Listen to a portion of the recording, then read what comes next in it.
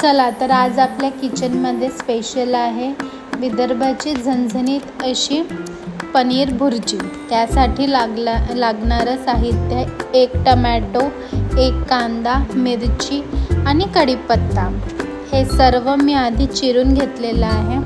बाजूला कढईमध्ये मी तेल घेते आहे, त्यात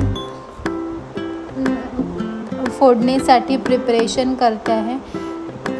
तर सर्वात आधी मी इथे मोहरी टाकली आहे आणि जिरं, त्याला छान असं तडतडू द्यायचं।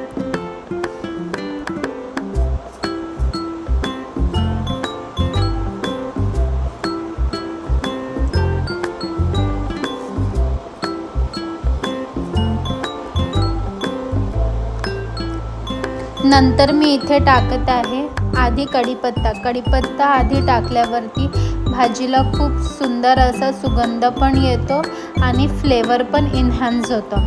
तर कढीपत्ता टाकते, त्याच्यानंतर मी इथे टाकते मिरची जी चिरून ठेवलेली होती, त्याला छान असं होऊ देते। त्याच्यानंतर मी आता इथे टाकत आहे कांदा जो मी चिरलेला होता। तर कांदा छान असा परतवून घ्यायचा।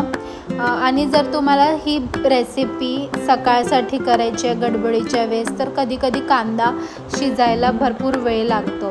तर त्याच्यासाठी एक टिप आहे की बा तुम्ही त्यात थोडंसं मीठसुद्धा घालू शकता आणि मीठ घालून तुम्ही त्याला छान शिजवू शकता। तर तुम्ही इथे बघत आहे मी छान असं परतवून घेत आहे।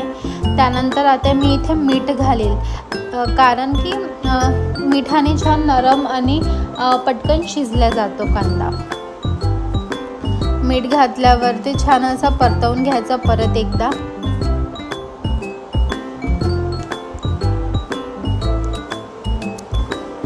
आणि सगळ्यात शेवटी मी इथे घालणार आहे टमॅटो, जो मी एक चिरून ठेवलेला होता। टमॅटो सगळं घातला की त्याला छान असं परतवायचं आणि शिजू द्यायचं थोडा वेळ। त्याची पेस्ट जी की मी ऑलरेडी आधी करून ठेवली होती, यात आहे अद्रक, लसूण, कोथिंबीर, जिरं, ही आधीच मी करून ठेवली होती। तर तुम्ही ॲज पर टेस्टनुसार टाकू शकता। मी इथे 1 चम्मच घालती आहे आणि त्याला छान असं परतवून घेत आहे। तर ही आधीच तुम्ही करून ठेवा। नंतर मी इथे सगळे सुके मसाले टाकत आहे, तिखट, हळद, जिरेपूड, धनेपूड असं सगळं काही टाकून देत आहे। इथे मी 1 पावाचं पनीर यूज करत आहे। तर मी पनीरला आधीच असं किसून घेतलेलं आहे, तुम्ही बघालच समोर। आणि हे पूर्ण पनीर जे किसलेलं आहे मी ते सगळं इथे टाकणार आहे।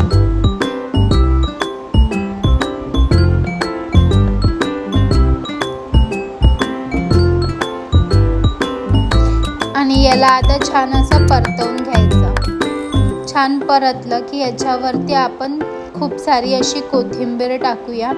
आणि तुम्ही बघत आहे की मी आधी याला परतवून झाकून ठेवलं होतं, तर त्याच्यामुळे साईडला याला तेल सुटलेलं आहे। आणि त्याच्यानंतर कोथिंबीर टाकायची, कोथिंबीर टाकून परत झाकून ठेवून द्यायचं, जेणेकरून साईडला आजूबाजूला छान असं तेल सुटतं।